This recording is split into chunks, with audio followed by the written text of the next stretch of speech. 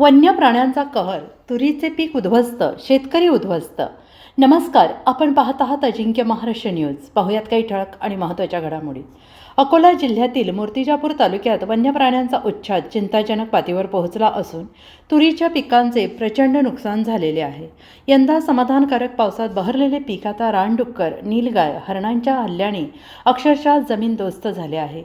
रात्रीच्या वेळी कळपाचे कळप शेतात घुसत असून काही तासांच्या उधळपट्टीत शेतकऱ्यांचं संपूर्ण हंगाम, मेहनत, आर्थिक गणित ध्वस्त होत आहे. अनेक शेतकरी स्वतः पहारा देत असले तरी वन्य प्राण्यांचा तडाखा रोखणे अशक्य झालं आहे. वाढलेले कर्ज, उदरनिर्वाहाचा प्रश्न, पुढील हंगामाची भीती आणि यामुळे शेतकरी मानसिकदृष्ट्या कोलमडलेले आहेत. तातडीनं पंचनामे, उचित नुकसान भरपाई, इलेक्ट्रिक फेन्सिंग, प्रकाश योजना आणि वन विभागाचा सक्रिय बंदोबस्त करण्याची मागणी सर्व स्तरातून होते आहे. असे नुकसान सहन करणे आता अशक्य झालेले आहे. आत्महत्येशिवाय पर्याय नाही, असा संतापजनक इशारा जितापूरचे शेतकरी अरविंद खेडकर यांनी प्रशासनाचे लक्ष वेधत दिलं आहे. अजिंक्य महाराष्ट्र न्यूजसोबत प्रतिनिधी संजय दास, अकोला.